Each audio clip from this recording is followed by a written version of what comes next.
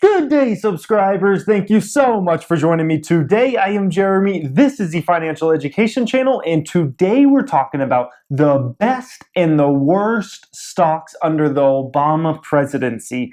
I thought this would be such a fun, kind of informative video where we can kind of look at some lists here of the best S&P 500 companies that performed under Obama and the worst ones. And I think we're going to kind of see some trends between some ones that did good, maybe in some certain industries, some that did bad. And I think it's important to look at this because 8 years, it flies by. I remember when Obama was getting inaugurated, it seems like just yesterday, and then it flies by like that. But these stocks, some of them flew insanely high and some of them did horrible. So I think that's kind of important to look at for the next 4 to 8 years under Trump and kind of think, are there any stocks in specific industries that maybe those industries are going to benefit, either because of policy or just by chance? And there's some just by chance, honestly. Like some of these stocks have nothing to do with any Obama policies and why they went down or up, and some of them absolutely do. So I think it's just fun to look at, guys. We're going to view all these. You're not going to believe how much some of these stocks are up just under his presidency. It's ridiculous, and how much some of them are down. So leave this video a thumbs up today, guys, if you enjoyed. Leave me a comment if you have any comments. I would love to see them, guys. Let's get into this. So we're under the S&P 500's biggest winners during the Obama era. Number one may come at no surprise, Netflix. Everybody pretty much knows Netflix. Up over 3,000%. Up over 3,000%. So if you had $100 invested in that company, you now have over $3,000, all just during an 8-year time frame. Absolutely amazing. Then think about it. If you had $100,000 invested, then you have over $3 million now. So Netflix just been an absolute beast. Oh my goodness. Next one down there, Regeneron Pharmaceuticals, obviously a pharmaceutical company. They're up over 2,200%. Amazing one there. Priceline, another tech-related company, they're up over 2,200%. Random company, General Growth Properties. I've never even heard of that company before I saw this list. Up over 2,000%. Very impressive. United Rentals, an industrial company, up 1,800%. Then we have Skyworks Solutions, which is a big beneficiary of Apple because 40% of their revenue comes from Apple. So they've benefited greatly from Apple. Their stock went up over 1,800% during the Obama presidency. Then we have Amazon, another tech-related company, the retailer that's kind of taken over the world. They're up over 1,500%. NVIDIA, another tech-related company, they're up 1,300%. Qorvo, another beneficiary of Apple and Samsung and the whole smartphone game, up over 1,300%. So right off the bat here, guys, we can see a lot of these tech-related stocks just have done phenomenally. I mean, what is that? 1, 2, 3. It probably 7 of the top 10 stocks there are tech-related somehow. So we can see a lot of the tech stocks did very well during his presidency, probably just by happenstance. I'll be honest, as we kind of go down this list, and the ones we've already looked at, a lot of them are direct beneficiaries of Apple and of the whole smartphone game, which smartphones were just coming of age kind of when Obama became president in 2009. The iPhone was launched into 2007, into 2008, and then, more smartphone makers began to come online. And now, at the end of the presidency, it's like every single person has an iPhone now or a Samsung or some type of smartphone, whereas back then it did not seem that way. So a lot of companies benefited, and those are kind of important to pay attention to, these super cycles that can happen when a certain product or service all of a sudden goes from being non-existent to like all of a sudden everybody seems to have one. So this is very important to pay attention to, not just because of the direct companies that will be the major ones like an Apple, a Samsung, a Google, someone like that, but all the indirect ones who benefit from this, all the semiconductor companies, all the accessory companies, a lot of that, guys, very important to pay attention to. Let's look at a few more of these stocks that have performed phenomenally. Alaska Air, a random company there, airline company, obviously up over 1,200%. Starbucks up over 1,200%. That seems like just an obvious stock, and look at how well it did. XL Group, which is a financials, up about 1,200%. Wyndham Worldwide, up about 1,100% there. Pioneer Natural Resources up 1,100%. Under Armour, phenomenal performing stock, up over 1,100%. And their gains on Nike have been incredible, the way they've expanded that company over the last 8 to 10 years. Salesforce.com, another tech-related company, up over 1,000%. There's the big beast in Apple. Apple up over 1,000%, basically all because of iPhone. Let's not even kid ourselves. That stock's up 1,000% under Obama because of the iPhone and the iPhone launch and the way that totally transformed that entire business model. General Motors, guys, General Motors up 965%. Kind of a surprise, but kind of not a surprise because Ford, GM, all those type of vehicle stocks were just hammered when Obama came in office because the economy was in shambles. We all remember it. You know, the economy was losing hundreds of thousands, if not millions of jobs a month. No one was buying new cars. The car stocks, the vehicle stocks were just hammered. So, you know, GM being up 965%. It's not that big of a surprise just because they made it through without going bankrupt. And so, of course, their stock's going to come back as the vehicles get bought again, the economy improves, and all those kinds of things. Cigna Group, a healthcare stock, up over 900%. Constellation Brands up over 900%. O'Reilly Automotive up 900%. That's a random one there. An automotive stock. People must be keeping their vehicles longer or something. Signet Jewelers up over 870%. So that basically covers the list there. We notice a lot of tech-related companies are on there. Other random companies are on there from other industries, but mostly tech-related. We see that. And we also see companies that were related to Apple.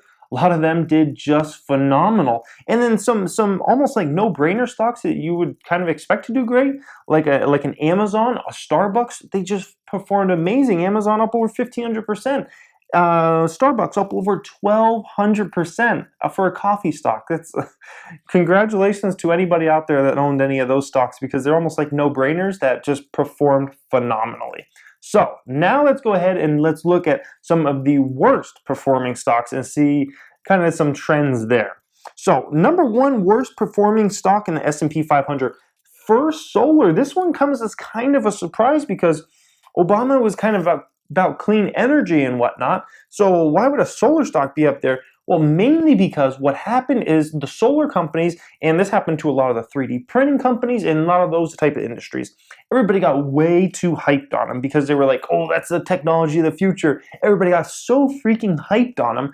It pushed PE ratios up to insane levels when these companies were not even profitable.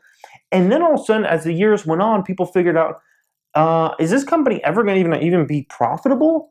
Are they even going to be able to stay relevant and not go bankrupt because of losses and losses? None of these companies are profitable, these solar type companies. None of them, at least that I know of, that I track, I can't find one that's profitable. They all take losses every single year.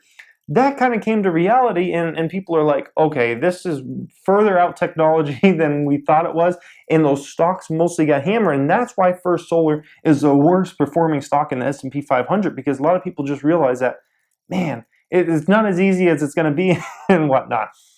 Next one up. So we're gonna notice a lot of oil and gas stocks are on here, guys. Transocean, which is an oil company, down 67%. Southwestern Energy, another energy company, down 64%. Then we have HP there. HP down 55%. This was a company that was very, very relevant. This was a very, very relevant company, you know, throughout my high school years and whatnot.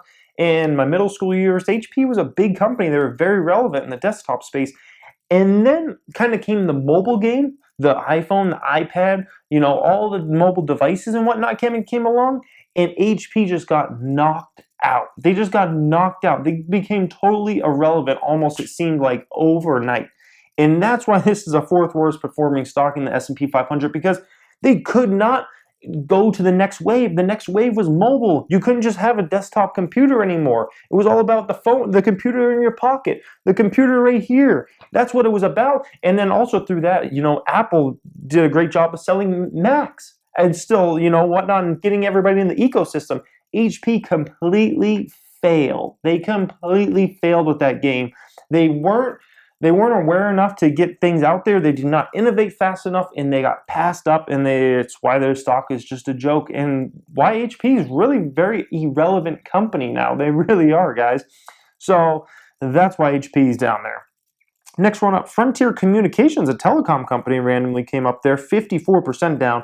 Chesapeake Energy, another energy stock. By the way, there's tons of energy stocks that are on this list of worst performers or energy-related stocks because the price of oil, the price of natural gas are near all-time lows. You know what I mean? They're very close. So when you have these oil prices and natural gas prices the way they're at, and they've recovered a bit, but they're still down huge from what they were at for the previous decade plus. So that's because of fracking. In America, I mean, it was just like 10 years ago when everybody thought, America was so reliant on the Middle East for oil, for natural gas and everything, and then fracking came along, the fracking technology, and now America is like almost energy independent. Heck, we can export stuff if we want to sell it to other countries. So it happened in such a fast time frame because of fracking technology, which really started to come out around 2009, and throughout 2010, 2011, 2012, it began to expand and expand and expand.